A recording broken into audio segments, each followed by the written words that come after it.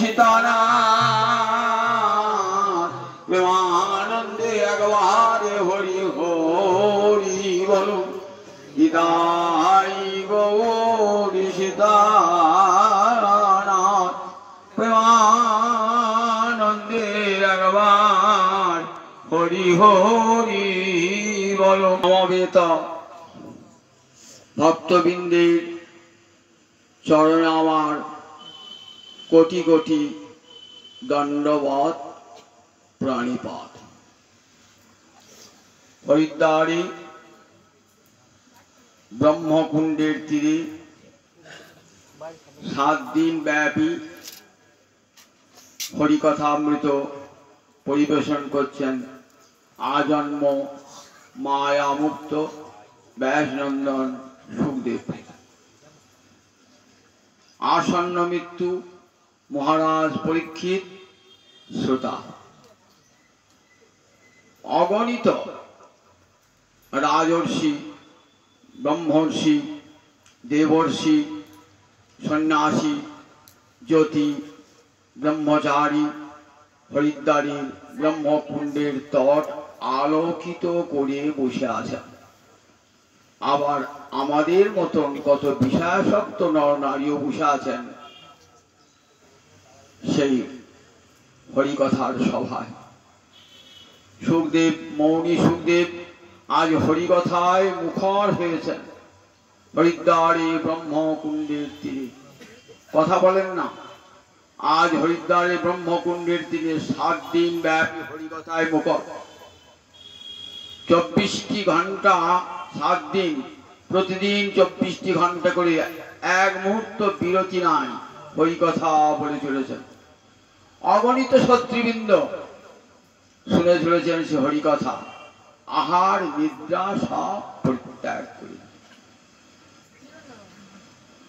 সুখদেব বলতে বলতে সম্বিত হারা হয়ে যাচ্ছে, সমাধি মগ্ন হয়ে যাচ্ছে। বাসুদেবে ভগবতী নিমগ্ন হৃদয় অব্রবীত।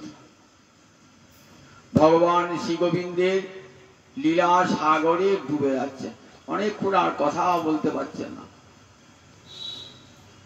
মহারাজ পরীক্ষিত ভাবছেন, হয়তো মুনিবার ভাবছেন আমরা দীর্ঘক্ষণ বসে বসে কথা শুনছি, হয়তো আমাদের ক্ষুধা পেয়েছে, তৃষ্ণা পেয়েছে, তাই বোধহয় মুনিবর কথার বিরতি দিচ্ছে। মহারাজ পরীক্ষিত ভাবছেন একটা মুহূর্ত যদি নষ্ট হয়ে যায়, আমার তো হাতে 7 দিন পুঁজি, 7 দিনের পর তো আর কৃষ্ণ কথা শুনতে পাবো না। 7 দিনের মধ্যে যদি একটা মুহূর্ত নষ্ট হয়ে যায় আমার বড় অপচয় হয়ে যাবে। 7 দিন আমার কাছে মহামূল্যবান। তাই মহারাজ পরীক্ষিত কি করছেন, অনেক কাঁসর ঘন্টা খোল করতাল সব রেখে দিয়েছেন। শঙ্করধ্বনি করে, উলুধ্বনি করে, শঙ্করধ্বনি করে, কাঁসর ঘন্টা বাজিয়ে আবার মুনির ধীরে ধীরে মুনির সমাধি ভগ্ন করছে। বলছি মুনিবর কথার বিরতি দেবেন না, আমাদের ক্ষুধা তৃষ্ণা সব দূর হয়ে গেছে। হরিকথা এমনিতেই মধুর, আবার আপনার মুখ নিশ্চিত যে হরিকথা সে কথা মধুরতর। তাই আপনি বলুন, হে মুনিবর আমার হাতে 7টি দিন সমান, এই 7 দিনে আমাকে কৃষ্ণ পাদ পদ্ম পেতেই হবে, সুতরাং কথার বিরতি দেবেন না। কেমন বক্তা আর কেমন শ্রোতা দেখুন একবার। ভাগবতের সে আসরি কেমন বক্তা আর কেমন শ্রোতা। 7 দিন একাধারে শুনে চলেছেন মহারাজ পরীক্ষিত। 7 দিন বাদেই তক্ষক দংশনীর যার প্রাণ পরিত্যক্ত হবে। বলছেন মুনিবর প্রবিষ্ট কর্ণরন্ধ্রেণ সানাং ভাব সররুহং ধুনতি সমলং কৃষ্ণ শরীরস্য যথা শরৎ। প্রবিষ্ট কর্ণরন্ধ্র হরিকথার কেমন মহিমা। এই যে হরিকথা শুনতে বসেছেন তার মহিমাটা কেমন। প্রবিষ্ট কর্ণরন্ধ্রেণ, রন্ধ্র মানে ছিদ্র, কানের ছিদ্র দিয়ে কোথায় প্রবেশ করছে? কানের ভিতর দিয়া মরমে পশিল গো, আকুল করিল মোর প্রাণ। হরিকথা কানের ভিতর দিয়ে প্রবেশ করে কোথায় যায়? একবারে মরমে, মানে হৃদয়। প্রবিষ্ট কর্ণরন্ধ্রেন সানাং ভাব সররূহং। সানাং মানে নিজের লোকেদের, অর্থাৎ নিজের ভক্তদের, ভগবানের যারা গোবিন্দের নিজজন, তাদের ভাব সররূহ। ভাব মানে ভক্তি, সররূহ মানে পদ্ম ফুল। সরোবর মানে জলকে ভেদ করে ওঠে বলে পদ্মের একটা নাম হলো সররূহ। ভাব সররূহ মানে ভক্তি কোমল, ভক্তি কোমলকে ফুটিয়ে তোলেন। কেমন? তা বলছেন ধুনতি সমলং কৃষ্ণ। জলে যদি ময়লা থাকে দেখবেন সে ময়লাতে পদ্ম ফুল ফোটে না। পদ্ম ফুল ফোটে কোথায়? দেখবেন স্বচ্ছ শরীরে, যেখানে জলে এতটুকু ময়লা নাই, সেই জলেতেই পদ্ম ফুল ফোটে। আমাদের যে হৃদয় সরোবর, এই হৃদয় সরোবরের ময়লা এক জন্মের নয়, কোটি কোটি জন্মের ময়লা আছে। তা সেখানে ভক্তি কোমল ফুটবে কেমন করে? মহারাজ পরীক্ষিত বলছেন ঘোলা জলে পদ্ম ফুল ফোটে না। শরীরস্য যথা শরৎ। শরীরস্য শরৎকালে জল কেমন? আর ঘোলা থাকে না, স্বচ্ছ হয়ে যায় সব ময়লা। তখন দেখবেন সরোবরে পদ্ম ফুল ফুটেছে। যখন ঘোলা জল আমরা বাড়ি পুকুরে দেখবেন সেখানে পদ্ম ফুল ফোটে না। তাহলে ভক্তি কোমল ফুটবে কোথায়? এই হৃদয় সরোবরে ফুটবে। হৃদয় সরোবর যদি নির্মল না হয় তাহলে পদ্ম ফুল ফুটবে কেন বলে? তাই বলেন ধুনতি সমলম। মলটা যেটা আছে ভগবান নিজে কি করেন? তার কথা দিয়ে সেই ধুনতি মানে বিশেষভাবে ধৌত করে দেন মল। হৃদয়ের মালিন্য দূর করে দেন। পদ্ম ফুল ফুটে ওঠে, ভক্তি কমল ফুটে ওঠে গোবিন্দ চরণে। ভক্তি পদ্ম ফুল ফুটে ওঠে, যে ভক্তি পদ্ম ফুল গোবিন্দ চরণে পুষ্পাঞ্জলি রূপে দান করা হয়। শরীরস্য যথা শরৎ, এই কথাটার মধ্যে একটা বিশেষ অর্থ লুকিয়ে রয়েছে। শ্রীধর স্বামী টিকায় সেটা ধরেছে। বলছেন যে দেখো, জ্ঞানী যোগী এদেরও হৃদয়টাকে নির্মল করতে হয়, নইলে সাধন হয় না। তো আবার ভক্তেরও হৃদয়টাকে নির্মল করতে হয়, নইলে সাধন হয় না। তো তা বলে দেখো, ভক্তের হৃদয়টা কেমন না? শরীরস্য যথা শরৎ। শরৎকালে জল যেমন স্বচ্ছ, তেমনি হরিকথা তার হৃদয়টা সব মল দূর করে স্বচ্ছ করে দেয়। কিন্তু জ্ঞানী আর যোগী বলে ময়লা থেকে যায়। কিরকম বলতেন? আপনি বর্ষাকালে যদি গঙ্গা জল নিয়ে আসুন, দেখবেন জলটা কি ঘোলা। 10 দিন 15 দিন রেখে দেন, দেখবেন কত ময়লা নিচে নেমে গেছে। একটু নড়িয়ে দেন, আবার দেখবেন তলাকার ময়লাটা উঠে গেছে, নড়িয়ে দেবেন। কিন্তু শরৎকাল নেন না, দেখবেন এতটুকু ময়লা থাকে না। বলেন জ্ঞানী যোগীর হৃদয়টা কেমন পরিষ্কার হয় না? ওই বর্ষাকালের জল ঘরে নিয়ে এসে বালতিতে কিংবা কোনো পাত্রে রাখলেন, তো ময়লাগুলো নেমে গেল, তলায় থেকে গেল। আবার যখন একটু নাড়া পেল না, আবার ময়লাগুলো উঠেছে। কিন্তু ভক্তের হৃদয় নাড়া দিলেও আর ময়লা উঠবে না। আমি দুটো উদাহরণ দিই, দেখুন। সৌভরী মুনির নাম শুনেছেন তো? সৌভরী মুনি তপস্যা করছেন কোথায়? কালীদহ। বৃন্দাবন দেখেছেন যমুনার একটা জায়গার নাম কালীদহ, তাকে কালীদহ বলে। সেখানে একটা সাপ থাকতো, কালীয় না, কালীদহ থাকতো। সেইখানে জলের তলায় সৌভরী ঋষি তার আশ্রম ছিল, জলের তলায় আশ্রম। কত বড় সাধন বুঝুন, কত বড় যোগী, জলের তলায় বসে সাধন করছে। সেখানে তার আশ্রম। জলস্তম্ভন বিদ্যা জানত। নিজের সংসার, স্ত্রী, পুত্র সব পরিত্যাগ করে জলের তলায় বসে জ্ঞানী যোগী সৌভরী মুনি তপস্যা করছে, নিজের সংসার ছেড়ে দিয়েছে। তাহলে হৃদয়ের সব মালিন্য তো দূর হয়ে গেছে। দেখুন, দেখছেন ওই জলে একটা মৎস্য আর একটা স্ত্রী মৎস্য দুজন একসঙ্গে ঘুরে বেড়াচ্ছে। দেখার সঙ্গে সঙ্গে মনটা চঞ্চল হয়ে উঠল। নিজের স্ত্রীকে ফেলেছেন, নিজের পুত্রকে ফেলেছেন, কিন্তু মৎস্যী একসঙ্গে বিহার করছে। এইটা দেখার সঙ্গে সঙ্গে মনির বিকার দেখা দিল।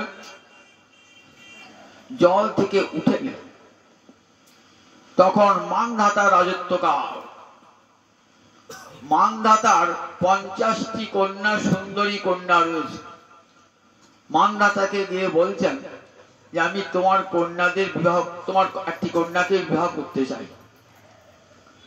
মানধাতা ভাবছেন এই তো যোগী, একবার হাড় গোটা বেরিয়ে গেছে, কত বয়স হয়েছে তার ঠিক নাই, আমার সব সুন্দরী কন্যারা কি বিয়ে করবে নাকি? কিন্তু আমি যদি বলি বিয়ে করবে না, এখনই তো অভিশাপ দেবেন। বললেন হে যোগী বর, আমার কন্যারা যদি আপনাকে বিবাহ করেন আমার কোনো আপত্তি নাই, আপনি কন্যাদের কাছে আবেদন জানান। ওই চলো তোমাদের মেয়েদের কাছে নিয়েছ। মেয়েদের কাছে নিয়ে গেলেন। মেয়েরা তো ওই যোগীকে দেখেই হেসে খুন। দেখো যে একটা বুড়ো ঘাটের মরা, সে বিয়ে করতে আমাদেরকে হোক হেসে। ও আমার রূপ নাই বলে হাসছো তো, দেখবে আমি যোগ বলে কেমন নবীন যুবক হতে পারি। সত্যি যোগ বলে নবীন যুবক হলেন। তখন এত সুন্দর রূপ ধারণ করছেন, যোগী তো পারতেন যোগের ফলে। তখন 50টা কন্যাই বলছে আমি তোমাকে বরমাল্য দেবো, আমি তোমাকে বরমাল্য দেবো। 50টা কন্যাকেই বিবাহ করলেন। মানধাতার কন্যারা বলছেন যে দেখো আমরা কিন্তু জলের তলায় থাকবো না, দেখছি তোমার বাবার কেমন অট্টালিকা, এরকম অট্টালিকা, এরকম বড় দালান বাড়ি চাই। বলেন তোমার বাবা তো একটা দালান বাড়ি করেছে, তোমাদের 50টা কন্যার জন্য 50টা দালান বাড়ি আমি করবো, এক ভর্তি করবো। 50টা দালান বাড়ি করলেন। 50 জনের সঙ্গে বিলাসে মাতোয়ার হলেন। প্রত্যেক ঘরে 10টি করে সন্তান, 500 সন্তান জড়িয়ে গেল সংসারে। দেখুন যোগ জ্ঞানের কেমন ফলটা দেখুন। ময়লা ছিল তলায়, নাড়া দিতেই ময়লা উঠে পড়ল, ময়লা উঠে পড়ল। তাহলে যোগের বা জ্ঞানের দ্বারা যে হৃদয় কতখানি নির্মল হয় দেখুন। একটু ময়লা থেকেই যায়। যদি কোনো প্রকারে এমনি দেখবেন দেখবেন গীতায় বলা আছে যোগী যোগভ্রষ্ট হয়, জ্ঞানী জ্ঞানভ্রষ্ট হয়, কিন্তু ভক্ত কখনো ভক্তি ভ্রষ্ট হয় না, হয় না, হয়। উদাহরণ দেখবেন হরিদাস ঠাকুর, একটা খুব কাছের উদাহরণ। হরিদাস ঠাকুর, গৌরলীলার উদাহরণ। হরিদাস ঠাকুর নবীন যুবক, দেখতে খুব সুন্দর হরিদাস। কোথায়? বেনাপোলের জঙ্গলে বসে হরিনাম করছেন। বেনাপোলের জঙ্গলে বসে হরে কৃষ্ণ কৃষ্ণ কৃষ্ণ হরে হরে, হরে রাম রাম রাম হরে হরে। এই হরিনামের বিরতি নাই। কত লোক নির্জনে থাকেন যাতে কেউ এসে আমাকে প্রণাম না করে, কেউ আমার সে প্রশংসা না করে, আমার খ্যাতি প্রতিপত্তি বৃদ্ধি প্রাপ্ত না হয়। কারণ ওগুলি থাকলে পারে কি হয়? যশ গৌরব থাকলে ভজন হয় না, পতন এনে দেয়। ভক্তের যদি যশ গৌরব নিতে না চায় না, তাহলে কি হয়? ভক্তের পতন হয়ে যায়। তাহলে ভক্ত থাকতে নির্জনে, কেউ যেন আমাকে জানতে না পারে, আমার ভজনের বিঘ্ন না ঘটায়। তাই গ্রাম ছেড়ে শহর ছেড়ে কোথায় এসছেন? একবারে বেনাপোলের জঙ্গলে, যেখানে বাঘ সিংহ হাতি থাকে, সেইখানে একটা কুড়ে করে হরিদাস দিনরাত হরিনাম করে।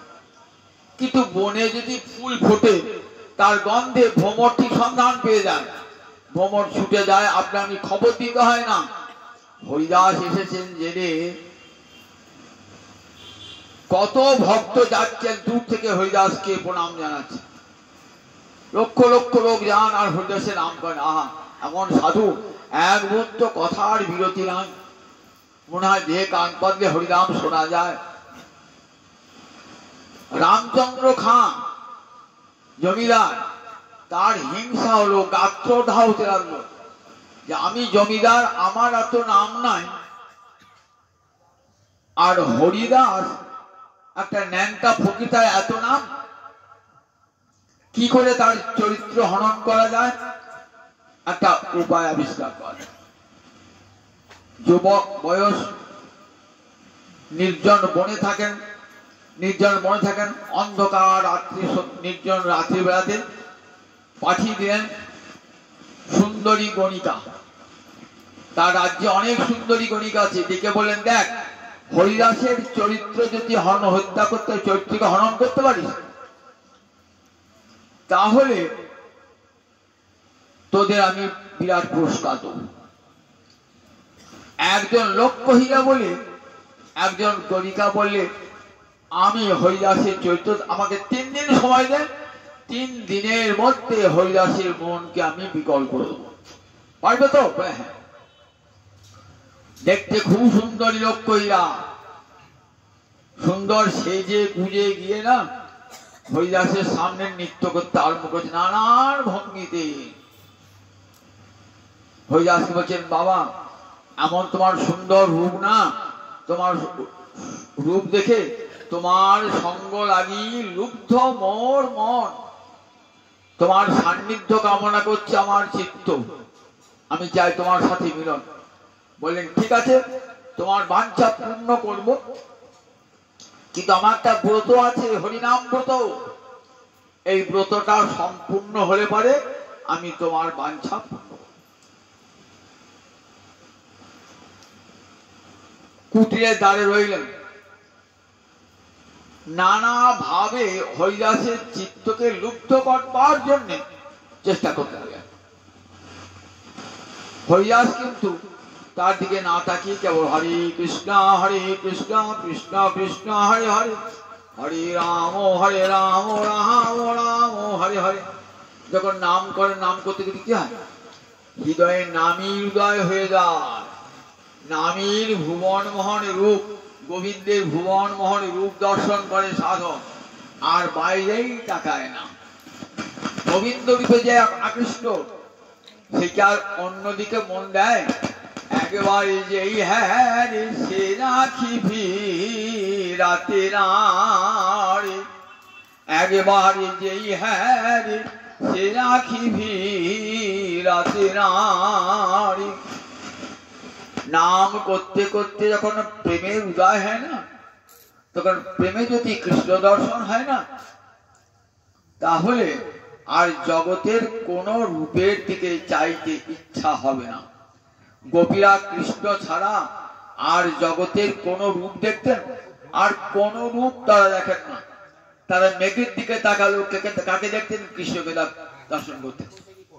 আমি কালার ভরমে জল দে নাহেরি, আমি নবীন মেঘের দিকে তাকালে পারি মনে হয় কৃষ্ণকে দেখছি। আমি চাই নবীন মেঘের পানে আমার তুয়া বধূ পরে মনে, আমি চাই নবীন মেঘের পানে তুয়া বধূ পরে মনে। আমি এলাইলে কেশ নাহি বাঁধি, আমি রন্ধনশালাতে যাই তুয়া বধূর গুণ গাই। ধোঁয়ার ছলনা করি কানি, আমি যখন নবীন মেঘের পানে চাই মনে পড়ে যায় ওই নবীন মেঘের বরণ আমার শ্যাম সুন্দর প্রাণনাথ, মনে পড়ে যায়, চেয়ে থাকি নবীন মেঘের দিকে, আর অন্য কোনো দিকে আমার নয়ন যায় না। এলাইনে কেশো নাহি মাঝি, ওই চুলের বরণ কালো, কালো কৃষ্ণকে মনে পড়ে যায়। রন্ধন সারাতে যাই তোমার নাম মনে পড়ে যায়, তোমাকে মনে পড়ে যায়, আর আমার চোখে জল আসে। সাধকের এই অবস্থা, সিদ্ধি দশায় সাধকের এই অবস্থা হয়ে যায়। হরিদাস ঠাকুর হৃদয় মাঝে দেখছেন, গোবিন্দকে দর্শন করছেন। লক্ষ্য হীরার শতরূপ থাকুক না কেন, লক্ষ্য হীরা দিকে নয়ন দিতে পারেন। একটা রাত কেটে গেল, চলে গেলেন। পরের দিন আবার, কাল তোমার বাঞ্ছা পূর্ণ করে, আজ তোমার বাঞ্ছা পূর্ণ হবে। আবার হরে কৃষ্ণ কৃষ্ণ কৃষ্ণ হরে হরে, হরে রাম রাম রাম হরে হরে। নামের তো একটা শক্তি আছে। আমি যত বড় নাস্তিক হন না কেন, যত বড় দুষ্ট হন না কেন, নামের এত শক্তি না। অতি বড় পাষণ্ডী, তার মুখ হরিনাম বেরিয়ে আসে। জগাই মাধের মতন পাষণ্ডী বোঝার জগতে ছিল না। বৃন্দাবন দাস ঠাকুর বলছেন, লক্ষ কায়স্থ যদি লক্ষ যুগ ভরে তাদের পাপে হিসাব করে, তবু শেষ পাবে না জগাই মাধের কত পাপ। সেই জগাই মাধায় নামের প্রভাবে কেমন পরিবর্তিত হলাম দেখেছেন তো গৌরী। লক্ষ্য এত সামান্য কুঞ্ছা। লক্ষ্য হীরা দ্বিতীয় দিনের রাত্রেতে লক্ষ্য হীরার মুখ দিয়ে হরিনাম বার হচ্ছে, অস্ফুট হরে হরে কৃষ্ণ হরে কৃষ্ণ। মনটা পরিবর্তন হয়ে গেছে, নাম ভিতরে ঢুকেছে তো, কানের ভিতর দিয়ে মরণ প্রবেশ করেছে। তারপরের দিন এসেছেন, আবার নাম শুনছেন। নাম শুনতে শুনতে শুনতে দুনয়নে জলধারা। নাম যখন শেষ প্রায়, তখন হরিদাসের চরণে পড়েছেন। হরিদাসের চরণে, হরিদাসের চরণে পড়ে বলেছেন, আমি মহা হতভাগিনী, আমি হতভাগিনী, আমি হতভাগিনী। আমি এসেছিলাম তোমার মনকে হরণ করতে। আমি দিয়ে গেলাম আমার মন, তোমার চরণে ছিল। কালের জন্য তোমার দাসী হয়ে পড়লাম, তোমার সেবিকা হয়ে।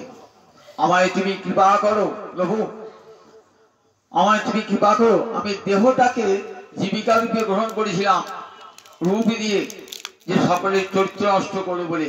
আমার মতো হতভাগিনী পাপিষ্ঠা জগতে আর নাই, তুমি আমাকে ক্ষমা করো। বললেন, জানি লক্ষ্য হীরা তুমি কি জন্য এসেছো। আমি প্রথম দিনেই চলে যেতাম, কিন্তু যাই নাই কেন জানো, তোমাকে কৃপা করবো বলে, উদ্ধার করবো বলে। কি করে আমার পাপ ধ্বংস হবে? বললেন, সব পাপ ধ্বংস হয়ে যাবে। হরে কৃষ্ণ কৃষ্ণ কৃষ্ণ হরে হরে, হরে রাম রাম রাম হরে হরে। এই মহানাম গ্রহণ করো। হৃদয় এক কৃষ্ণ নামে যত পাপ হরে, পাপীর সাধ্য নাই তত পাপ করে।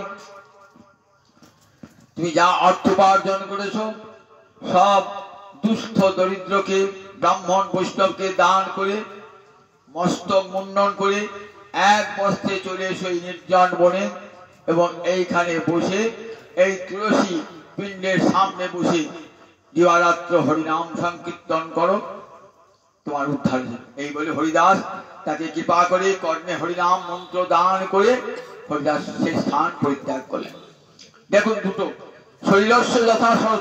এই শিরসাইপাল বলছেন যে ভক্তের হৃদয়ে কেমন নির্মল হয়ে যায়, যা জ্ঞানীরও হয় না, যোগীর হয় না।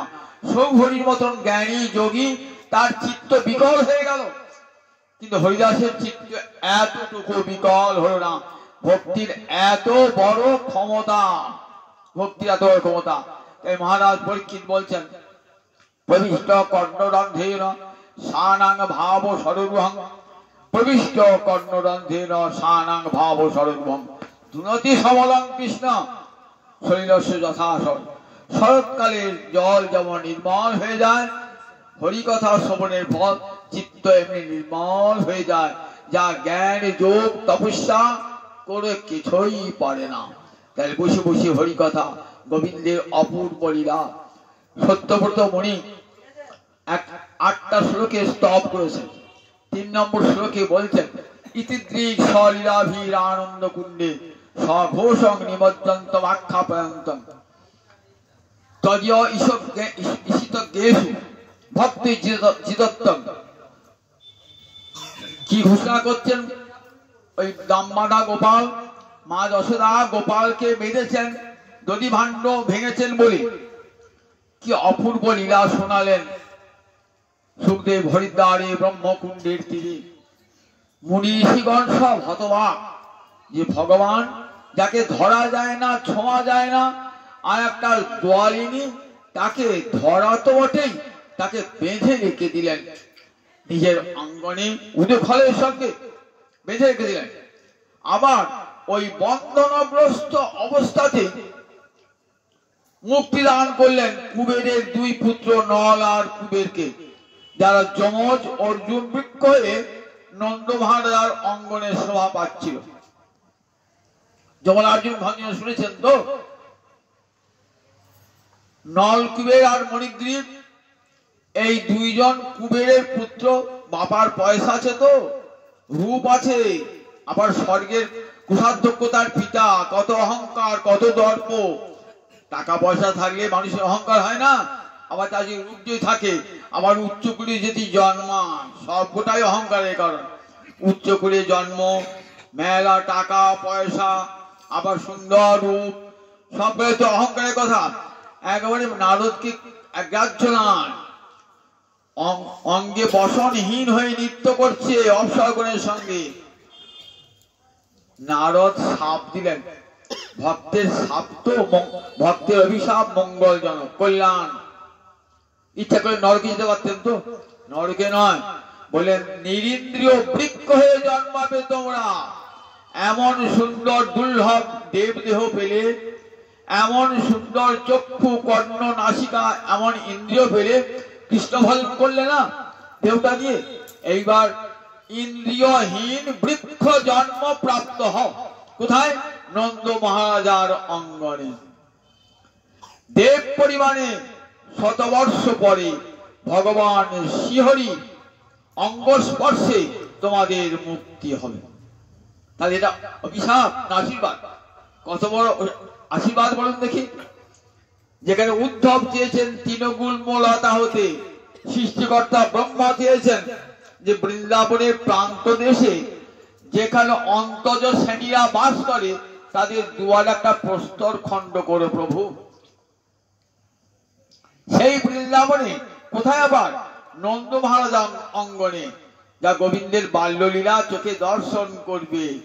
যমজ অর্জুন বৃক্ষ, যমরাজ মানে মূল একটা, কাণ্ড দুটো। যমরাজ যমজ হয়ে জন্মেছেন, বৃক্ষ হয়ে জন্মেছেন, এরা কুবেরের পুত্র। সেই কুবেরের পুত্র তাকে উদ্ধার করলেন বাধা অবস্থাতে, বন্ধনযুক্ত অবস্থায়। সেই বন্ধন খুললেন কে? খুললেন প্রেমের বন্ধন। প্রেমিক ছাড়া খুলতে পারবেন না। মা আমার বাৎসল্য রসের প্রেমিকা কি করলেন? খুলে দিলেন, বন্ধন করলেন। আর বাৎসল্য রসের প্রেমিককে পিতানন্দ। পিতানন্দ ছাড়া মা বেঁধেছেন, খুলবেন কে? অন্য কেউ খুলতে পারবেন না। খুললেন এসে নন্দ মহারাজ।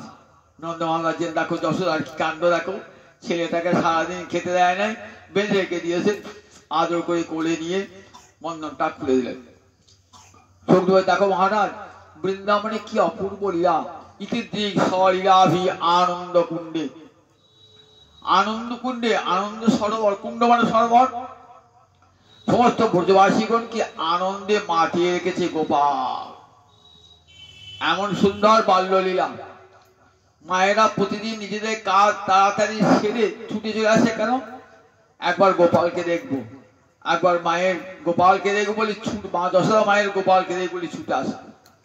তাদের তো নয়ন মন হরণ করে নিয়েছেন যেদিনই জন্মিয়েছেন। পশ্যতাং নয়ন মানস চৌর। চোর তো ঠাকুর জন্ম থেকে চুরি শিখেছে, নয়ন মন চুরি করে নিয়েছে কাদের? সমস্ত ব্রজের মায়েদের নয়ন মন চুরি করে, সমস্ত ব্রজবাসীদের নয়ন মন চুরি করেছে।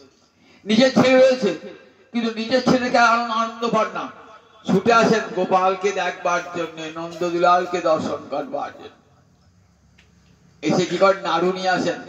গোপাল একবার নাচবে, এই দেখো আঁচল থেকে দেখেন নাড়ু, তোমাকে নাড়ু দেবো। গোপাল নাচতে আরম্ভ করেন, নাড়ু পাবার লোক। দেখুন, যে যার নামেতে ব্রহ্মা নাচে, শিব নাচে, আর নাচে ইন্দ্র। যার নামেতে যিনি জগৎকে নাচান, আর তাকে নাচাচ্ছে কে? ব্রজের মায়েরা নাচাচ্ছে। বুঝুন একবার, ব্রজবাসী একাবার। যিনি জগৎকে নাচান, ব্রহ্মা নাচছে, ইন্দ্র নাচছে, বরুণ নাচছে, যার নামেতে, যার প্রেমেতে। আর সেই গোপাল নাচছে একটা নাড়ুর লোভে। লক্ষ্মীপতি নারায়ণ একটা নাড়ু খাবার লোভে নাচছে। আঁচল থেকে আবার খুঁজে, নাড়ু খাবি গোপাল? এই না, নাচ একবার। এই গোপাল ওটি নিয়ে আয় না, এটা নিয়ে আয় না, সেটা নিয়ে না, নিয়ে আসে গোপাল। কত গোপালকে একবার দেখবার জন্য, এত সুন্দর সুন্দর অপূর্ব লীলা গোপালের দর্শন করছেন তো। আর ওই কচি মুখের কথাগুলো শুনবার জন্য মায়েদের ঘুম হয় না। এমনি করে ব্রজের মায়েদের কৃপা করেছেন বৃন্দাবনে, ব্রাহ্মণ পদিগণকে কৃপা করেছেন। আবার নিজ যারা পুলিন্দ ব্যাধ সবর, তাদেরও কৃপা করেছেন। সুখদেব শোনাচ্ছেন, দেখো ওই বৃন্দাবনে যারা নিজ জাতি হয়ে রয়েছে, অন্তজ জাতি হয়ে রয়েছে, পুলিন্দ ব্যাধ সবর, গোবিন্দের কৃপা সৈনী সকলকেই কৃপা করবার জন্য। তখন গোপালের 3 বছর 3.5 বয়স।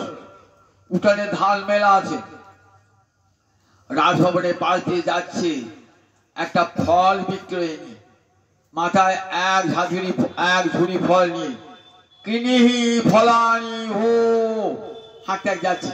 কে ফল কিনবে গো, কে ফল কিনবে গো, কিনিহি ফলানি হো, আমার ফল কিনবে, ফল কিনবে, হাঁটতে হাঁটতে যাচ্ছে।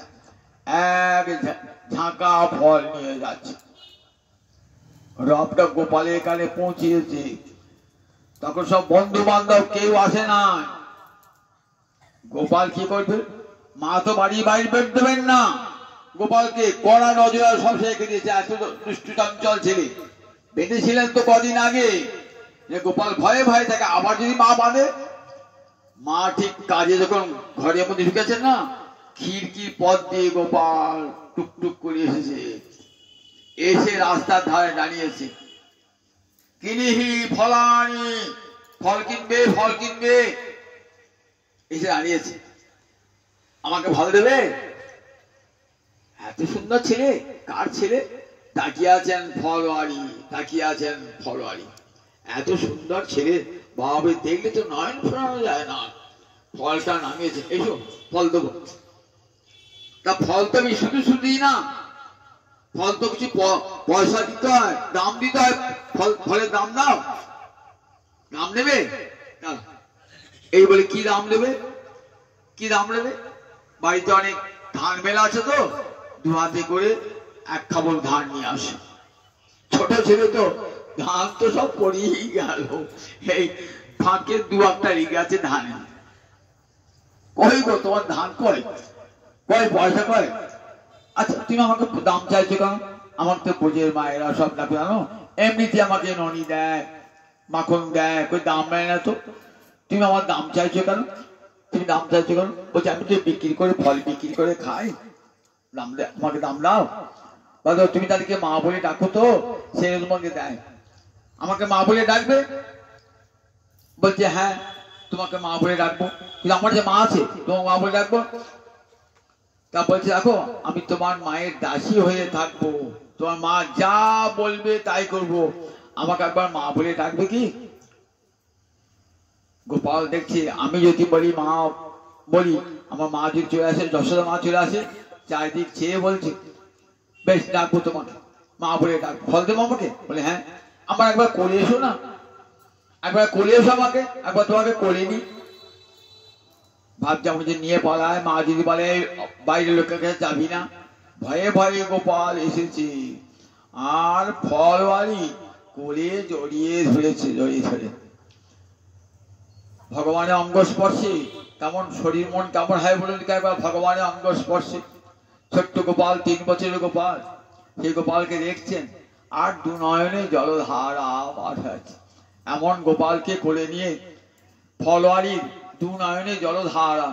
গোপাল একবার মা বল আমাকে, আমি তোর মায়ের দাসী হয়ে থাকবো, তোর মা যা বলবে আমি তাই করব। বেশ, তোমাকে মা বললাম, আমাকে ফল দাও। বলছে ফল তো দেবই, তুই আমাকে অনেকক্ষণ ধরে জড়িয়ে আছেন, ছাড়। গোপালকে মনে হচ্ছে না, যাও এখন আমার মা খোঁজ করবে, বাবা খোঁজ করবে, এখনই বাবা বকবে, মা বকবে, জানো আমাকে বেঁধে রেখেছো কদিন আগে, জানো তো, আমি দুষ্টুমি করলে আবার বেঁধে রেখে দেবে, আমাকে ছেড়ে দাও। ধীরে ধীরে কোল থেকে নামালেন, নামাতে মন হচ্ছে না, কোল থেকে নামালেন। দাম দেবে কি, সব তো পড়ে গেছে, সব তো ধানগুলি হাত থেকে পড়ে গেছে, 2-1টি ধান লেগে আছে, সেটি পড়লো। কোথায় পড়লো? ওই ঝুড়িতে পড়লো। এই নাও সব ফল নিয়ে যাও। গোটা ঝাঁকা শুদ্ধ সব ফল গোপালকে দিয়ে দিল।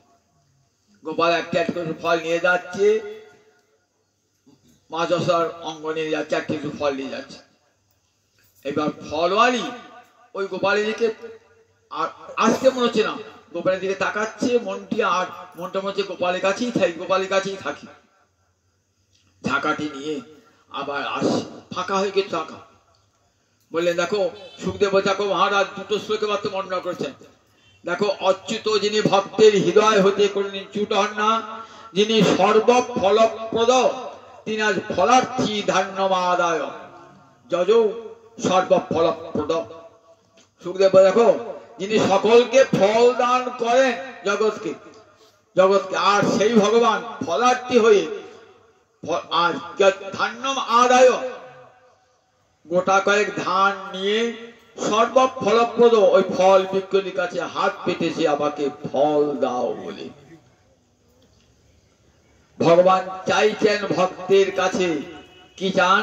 আমাকে ভালোবাসা দাও, বিনিময়ে আমি তোমাকে সর্বস্ব দান করব।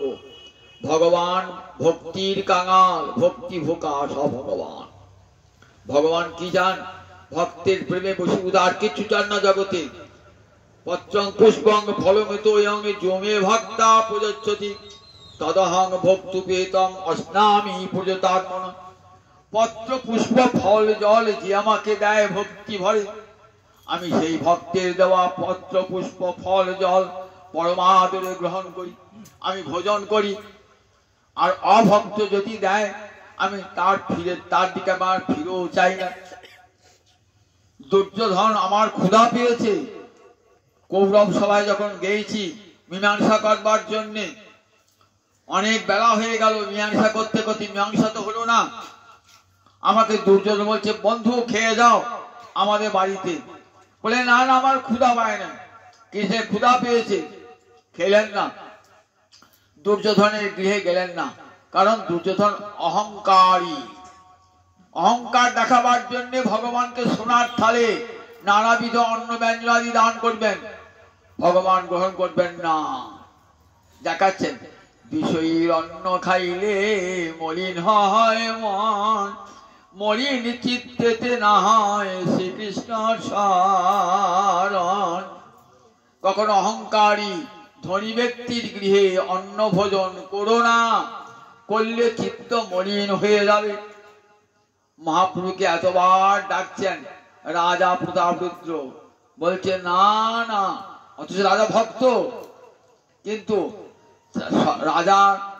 রাজা নামটাই তো তার মলিন করে দিয়েছে। আমি যদি যাই, লোকে বলবে দেখো গৌরহরি সন্ন্যাস নিয়ে রাজানুগ্রহ পেতে চলেছে, লোকে আমাকে চিৎকার করবে। আমি কখনোই, রাজা যতই ভক্ত হোক, আমি কখনোই রাজবাড়িতে পদার্পণ করব না। যার নাই মহাপ্রভু দেখো, যত রাজা পরম রাজাকে জিজ্ঞাসা, অহংকারীও নন, উদ্ধত নন, পরম হরিভক্ত ইন্দ্রদুম্ন রাজা, তিনি প্রতাপরুদ্ধ হয়েছেন। মহাপ্রভু যার নাই জগৎকে শিক্ষা দান করবার জন্য কখনো ধনীর কাছে যেও না, ধনীর গৃহে যেও না।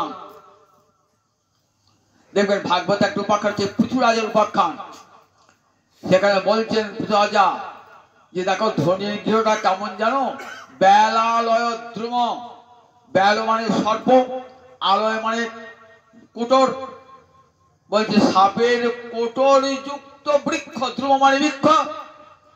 আপনি গ্রীষ্মকালের দিনে যাচ্ছেন তো পথ হাঁটতে হাঁটতে আপনার খুব ক্লান্তি এসেছে, একটা বট গাছ দেখেছেন, ভাবছেন বট গাছের তলায় একটু শুয়েছেন, বট গাছের তলায় দেখছেন বাবা কোটর থেকে একটা ভয়ঙ্কর গৌর সাপ বেরিয়ে আসে। তবে দরকার নেই বাবা, রোদে হাঁটবো সেও ভালো, আমার বটের ছায়া দরকার নেই। বলে ঠিক এইরকম ধনীর গৃহে ওইরকম বিষয় সর্প আছে, তোমাকে গ্রাস করবে, কখনো বিষয়ের অন্ন গ্রহণ করবে না, বিষয় গৃহে যাবে না, তাহলে হরিভক্তি থাকবে না।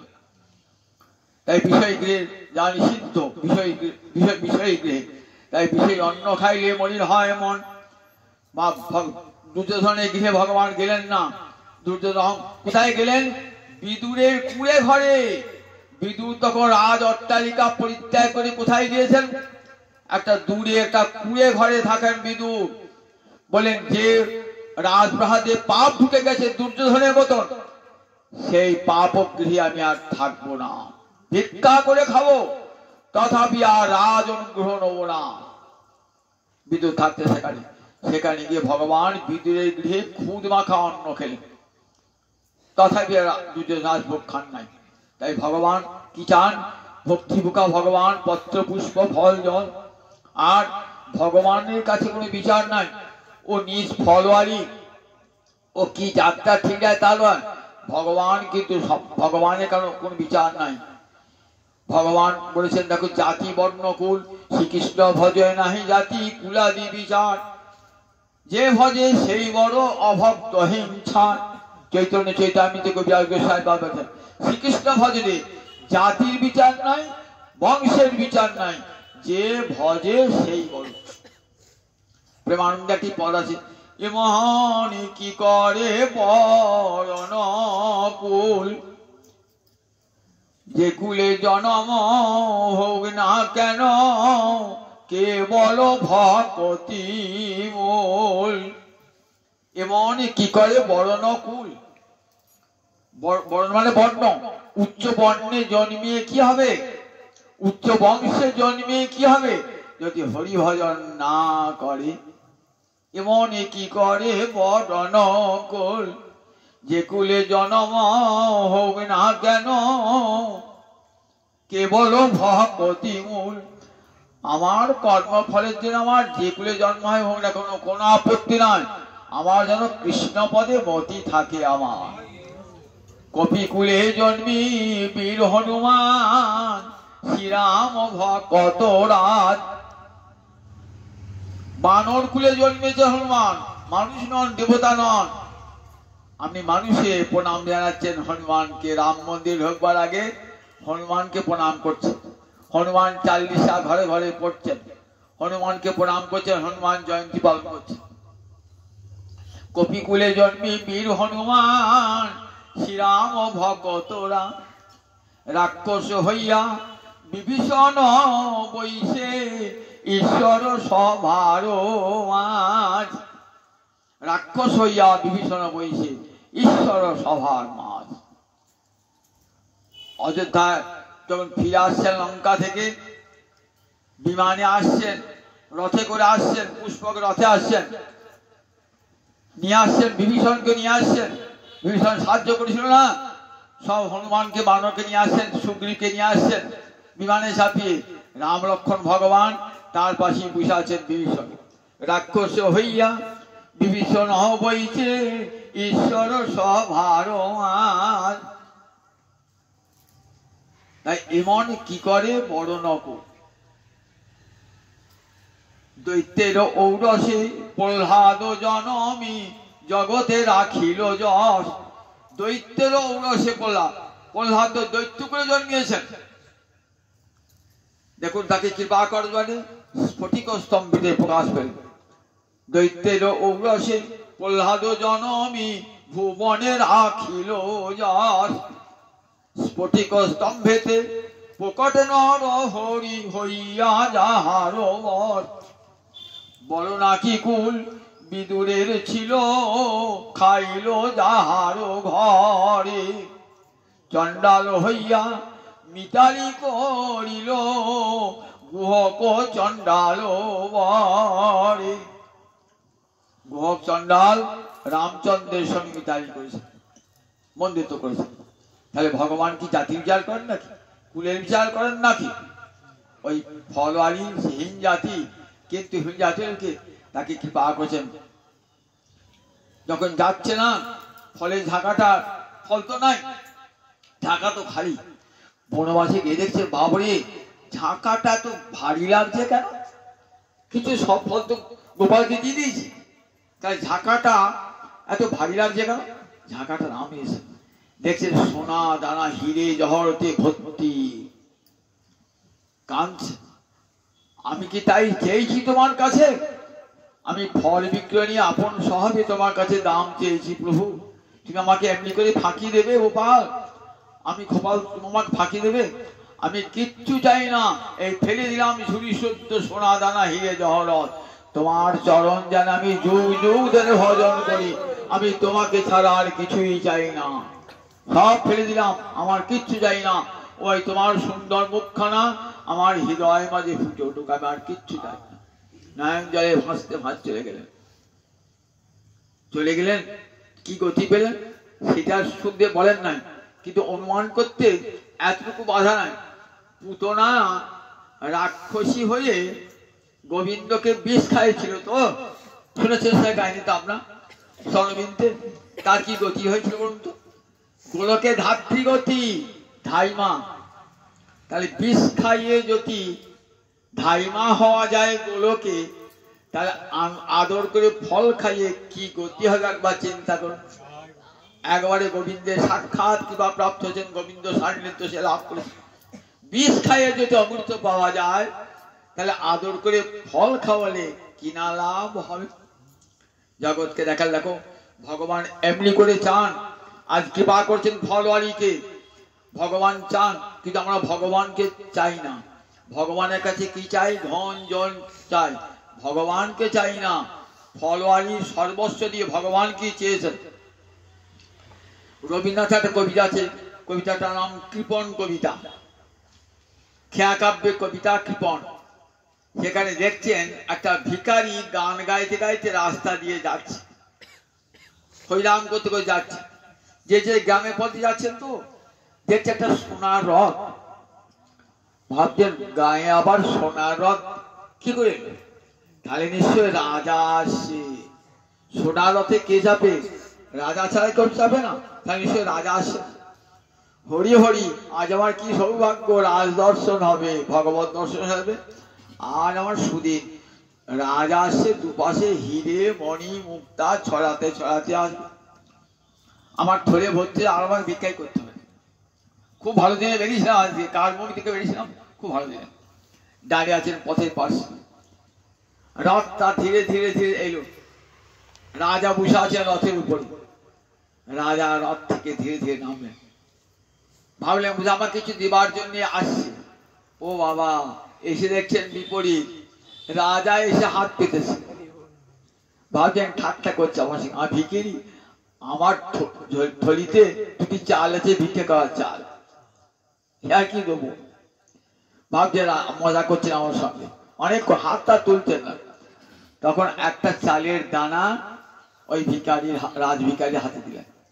রাজা আবার রথে চড়ে চলে গেলেন। ভাবলেন কিছুই তো পেলাম না, ভেবেছিলাম দিকটা ভালো যাবে, কত হিরে, রাজা আসছেন যখন দুপাশে হিরে মণি মুক্তা ছড়া ছড়া যাবে। ও বাবা, আমার কাছেই চাইলেন ভিক্ষা। ফিরে গিয়ে সন্ধ্যাবেলায় পুড়ে ঘরে চাল ডাল যা পেয়েছেন না, উবুড় করেছেন। দেখছি একটা সোনার দানা, সোনার দানা, একটা চালের দানা দিয়েছেন, বিনিময়ে একটা সোনার দানা পেয়েছেন। তখন হাউ হাউ করে কাঁদছেন, দিলাম যা রাজ ভিখারি দিয়ে, স্বর্ণ হয়ে এলো ফিরে। একটা চালের দানা দিলাম, সোনার দানা হয়ে ফিরে এলো। যদি সর্বস্ব দিতাম, জীবনটা আমার স্বর্ণময় হয়ে যেত। আমরা কৃপণ, ভগবানকে দিই না, নিজে ভোগ করি, নিজে খাবো। কি করি? ভগবানের কাছে কেবল চাই, আর ভগবানকে বাতাসা দিই। ভগবানের ঘরে ঘরে ঠাকুর আছে, ভগবানের জন্য বাতাসা বরাদ্দ আছে। কম পয়সার বাতাসা আর কম পয়সার কলা ভগবানের জন্য। আর ভগবানের কাছে চাই কি? গোবিন্দ আমার 5 তলা বাড়ি দাও, 5 খানা গাড়ি দাও, 5 কোটি টাকা ব্যাংকে দাও, আর তোমাকে দেবো কি? তোমাকে বাতাসা খাওয়াবো প্রতিদিন। ঠাকুর দেখেছেন তো রবীন্দ্রনাথ, ভক্ত কবি তো রবীন্দ্রনাথ, সে লিখেছেন আমরা ভক্তিপণ, আমরা ভগবানকে দেবো না, ভগবানের কাছে নেবো সব, ভগবানকে দেবো না, ভগবানের জন্য কিছু খরচ করবো না। ভগবানের জন্য, ভগবানের জন্য ভগবান সেবা খরচ করতে বিরক্তি ভাব আছে। নিজের ছেলে মেয়ে বিয়েতে সেখানে 500 টাকা প্লেট করবো, সেখানে আপত্তি নাই, যত খরচ করে হোক। কিন্তু গোবিন্দ সেবার ক্ষেত্রে পারবো না, পয়সা নাই। দেখেছেন তো? তাহলে কতখানি কপট, কতখানি। এই ভজনে মালাই পড়ুন আর তিলকি পড়ুন আর গুরুবাড়ি যান, এ কোনদিন গোবিন্দ প্রাপ্তি হবে না, কোনদিন। সমস্ত ভজন ব্যর্থ। অন্তরে কপটতা রেখে দিয়ে ভগবানের সঙ্গে বঞ্চনা, ভগবান জানতে পারেন না। তুমি তো আমার সকলই জানো প্রভু, অন্তরে রয়েছে প্রভু, সকলই জানো। গোবিন্দ আমার সব জানতে পারেন, অন্তর্যামী রূপে। তার সঙ্গে যে কপটতা করছি এটি স্পষ্ট বোঝা যায়। আমি যখন নিজের স্ত্রী পুত্রের জন্য খরচ করছি, ভগবান বুঝছেন না, তখন তো ব্যয় সংকোচ করি না। কিন্তু গোবিন্দ সেবা হলে আমার ব্যয় কুণ্ঠা এসে যাচ্ছে। কৃষ্ণ সেবাতে করি কি? ভগবানের সেবাতে করি না। দেখুন ভগবান সেবায় আমি এখানে কাছে উদ্ধারণ দত্ত নিতাই চাঁদের পরিকর ছিলেন। উদ্যানপুরে ঘাটে জানতাম না, উদ্যানপুরে 1 মাঘ জানতো। এই উদ্যান দত্তে প্রচুর ঐশ্বর্যশালী। তখনকার দিনে রাজা লক্ষণ সেন টাকা ধার নিত এই উদ্যান দত্তের কাছে, এত বড় বড় লোক ছিল। কিন্তু সেই টাকা তিনি খরচ করতেন কিসে? নিতাই চাঁদ যা বলতেন, ভক্ত সেবায়, ভগবানের সেবায় একবার উদার হস্তে দান করতেন, উদার হস্তে। দেখবেন উদ্যান দত্তের জীবনে ইতিহাস পড়েন, দেখবেন কিভাবে গুরু বাক্যকে সম্মান দান করে নিতাই চাঁদ আমার করুণার ঠাকুর তো যেখানে দুস্থ দরিদ্র দেখেছেন না, সেখানে ঢালাও দান। আর বলছে দাও, দেখো তোমার অর্থ আছে, সে অর্থ লাগাও, ভক্ত সেবায় লাগাও, ভগবত সেবায় লাগাও। গুরুদেবের বাক্যকে এতটুকু অমান্য না করে গুরুদেবের কথায় সমস্ত অর্থ ভগবত সেবায়, ভক্ত সেবায় লাগিয়েছে। শিবানন্দ সেনকে মহাপ্রভু বলেছিলেন, তোমার অর্থ আছে, বৃত্ত আছে, ভগবত সেবায় লাগাবে, গোবিন্দ সেবায় লাগাবে। যারা ধনী ভক্ত, মহাপ্রভু তাদের আদেশ করতেন যে ভক্ত সেবায়, ভগবত সেবায় করবে। অর্থে যেন সদ্ব্যয় হয়।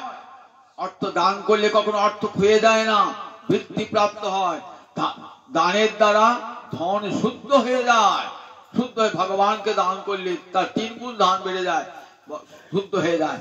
জগৎকে দেখালেন করি আমরা দেখুন সব ভগবানের কাছে কৃপণ নিই সব, কিন্তু ভগবানকে দিলাম। ঘরে ঘরে সব আমাদের গোপাল আছে, ঠাকুর আছে। ভগবত সেবা আমাদের কোনো খরচ হয় না। ভগবত সেবাতে 2টি বাতাসা, 2টি নকুল দ্বারা কিনে নিয়ে এসে ভগবানের ভোগ লাগায়, নিজেরা ভালো মন্দ খায়। শিক্ষা দিয়ে রবীন্দ্রনাথ। দেখো আমরা কৃপণ, আমরা ভগবানের কাছে চাই, কিন্তু ভগবানের কাছে ভগবান দিতে যাই না ভগবানকে। একবার দিয়ে দেখুন, ভগবান অনন্ত গুণ ফিরিয়ে দেবেন আপনাকে। আপনি যা দেবেন তার 3 গুণ ফিরিয়ে দেবেন। এখানে ফল বাড়ি দেখুন, সামান্য ফল দিলেন, ভগবান বিনিময়ে কি দিলেন? অনন্ত ঐশ্বর্য দিলেন, অনন্ত ঐশ্বর্য। কিন্তু ভক্তি ধনে যার হৃদয়টা পূর্ণ হয়ে গেছে, জগতে সব সম্পদ তার কাছে তুচ্ছ হয়ে যায়, তখন আর সম্পদ চায় না। রঘুনাথ দাস গোস্বামী কত সম্পদের মালিক, কোনদিন বাপ দেশার একমাত্র সন্তান, ছুড়ে ফেলে চলে গেলেন না, গৌর কৃপা লাভের জন্য ছুটলেন, পাগল হয়ে ছুটলেন পুরী ধামে। রূপ সনাতন রাজার ছেলে, কর্ণাটকের রাজবাড়ির ছেলে রূপ সনাতন, সোনার টাকায় মাইনে পেতেন, কাগজে মুদ্রায় নয়, সোনার টাকায়। কাগজের টাকা যদি বলে চলবে না কাল থেকে, বা ফেলে দেবেন রাস্তাতে। আর সোনার টাকা ফেলে দেবেন, চিরদিন চলবে। সেই সোনার টাকায় মাইনে পেতেন রূপ সনাতন। সেই সব দিলেন দরিদ্র দুস্থগণকে, হেলায় ফেলে দিয়ে চলে গেলেন ভিখিরি বিল্লাবড়িকে মাধুকরী করতে। কেমন ভজন দেখেছেন? যে পালকি ছাড়া চলতো না, যে সনাতন সেই সনাতন পায়ে হেঁটে হেঁটে পায়ে ফোসকা পড়েছে, হাতে হাতে যেটুকু থলে পর্যন্ত নাই, পাত্র নাই, মাধুকরী করছেন বৃন্দাবনে গিয়ে।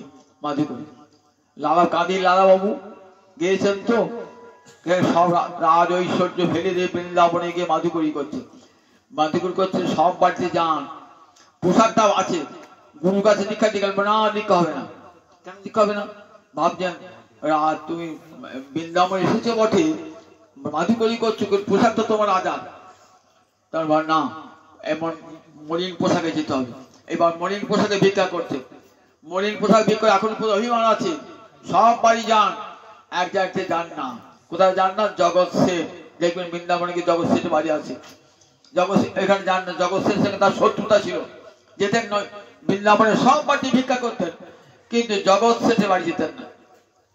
গুরুদেব বলে এখনো দীক্ষা হবে না, এখন তো মনে রাজ অহংকার আছে। তখন ভাবলেন কেন? ও গুরু কি বা লাভ হবে তো? বললেন আমি যাই না, সব বাড়িতে যাই, জগৎ সেনের বাড়ি যাই না। এইবার সব অহংকার ত্যাগ করে ছেঁড়া খোড়া মলিন বসন করে জগৎ সেনের দুয়ারে হরে কৃষ্ণ বলে দাঁড়িয়েছে।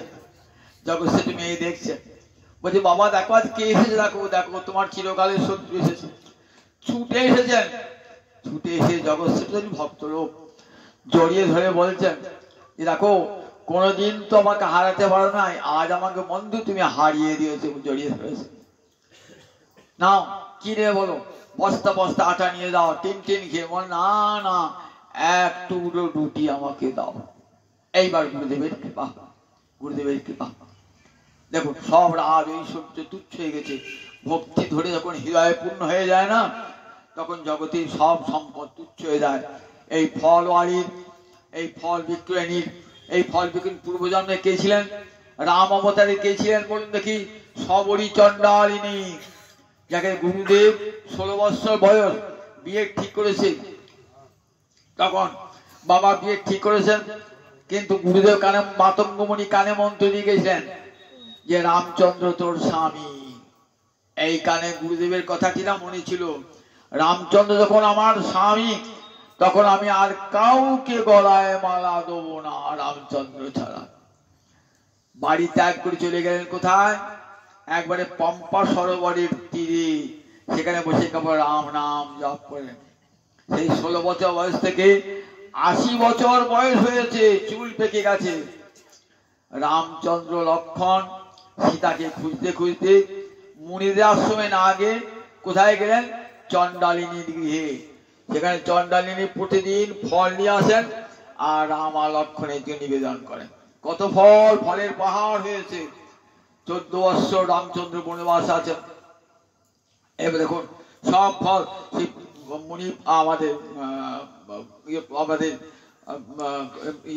সবরীর গৃহেতে রাম আর লক্ষণ গিয়েছেন। তখন সবরী কি করে? চরণ ধুয়ে দিয়েছেন। চরণ ধুয়ে নিজের চুল দিয়ে ওই রাম লক্ষণের চরণ মুছিয়ে দিয়েছেন।